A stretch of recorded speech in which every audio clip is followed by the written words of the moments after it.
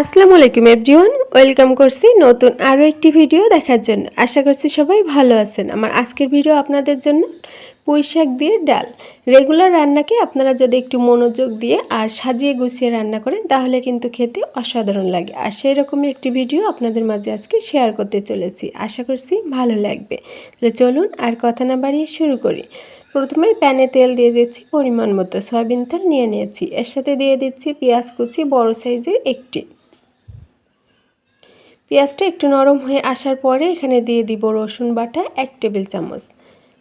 এখানে আমি আদা ব্যবহার করছি না, যেহেতু শাক পুঁই শাক দিয়ে রান্না করব সবজি দিয়ে, এজন্য এখানে আদা ব্যবহার করছি না। এখানে দিয়ে দিচ্ছি কাঁচামরিচ, যেহেতু পুঁই শাক দিয়ে রান্না করব কালারটা ঠিক থাকার জন্য এখানে কাঁচামরিচ ব্যবহার করেছি। যারা কাঁচামরিচ খেতে পছন্দ করেন না তারা এখানে শুকনো মরিচের গুঁড়াটা দিয়ে নেবেন।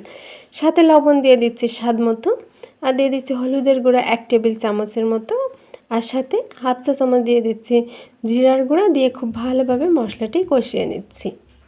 মশলাটি কষানোর পরে এখানে দিয়ে দিচ্ছি প্রায় হাফ কাপের মতো মসুরের ডাল 3 থেকে 4 ঘন্টা ভিজিয়ে রাখার পর ভালোভাবে ধুয়ে নিয়েছি। দিয়ে ডালটা কিছুক্ষণ কষিয়ে নিচ্ছি।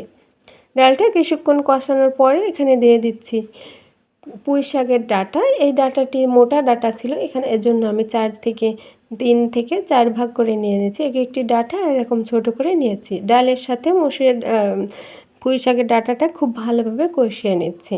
কিছুক্ষণ কষানোর পরে এখানে পানি দিয়ে দিচ্ছি, গরম পানি। এতে করে পুঁই শাকের ডাঁটাটা ভালোভাবে সিদ্ধ হয়ে যাবে।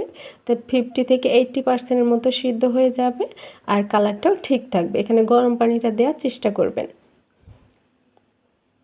দিয়ে ভালোভাবে নেড়ে চেড়ে ঢাকনা দিয়ে ঢেকে কিছুক্ষণ রান্না করার পরে ফিরে এসেছি। এখানে পানিটাও শুকিয়ে গিয়েছে, ডাল আর ডাঁটাটাও ভালোভাবে সিদ্ধ হয়ে গিয়েছে।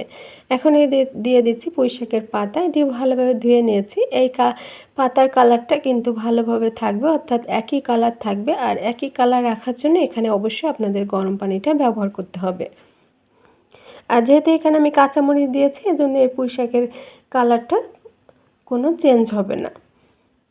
কিছুক্ষণ কষানোর পরে এখানে দিয়ে দিচ্ছি গরম পানি পরিমাণ মতো। যতটুকু ঝোল আপনারা রেখে খেতে চান ততটুকু পানি এখানে দিয়ে নেবেন। পানিটি বলক আসা পর্যন্ত অপেক্ষা করছি। যেহেতু গরম পানি দিয়েছিলাম তাই তাড়াতাড়ি বলক চলে এসেছে আর অনেকটা পানি শুকিয়ে গিয়েছে। এইরকম ঝোল আমি রেখে দিব, অর্থাৎ এই পর্যায়ে চুলা থেকে নামিয়ে নিব। তবে চুলা থেকে নামিয়ে এখানে আমি আরও একটি প্যান দিয়ে দিচ্ছি সয়াবিন তেল আরও 2 টেবিল চামচের মতো। এখানে আমি এই রান্নাটি বাগার দিব, এতে করে খেতে অনেক বেশি ভালো লাগবে। যারা বাগার দিতে না চান তারা এই পর্যায়ে পরিবেশন করে নিতে পারেন।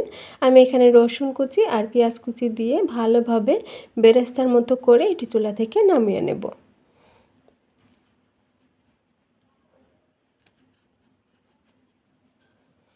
এভাবে করে বাগার দিয়ে আপনারা একবার হলেও ট্রাই করে দেখতে পারেন। এর খেতে কতটা ভালো লাগে, রেগুলার রান্নার থেকে এটি খেতে অসাধারণ লাগবে, এটা আমার গ্যারান্টি।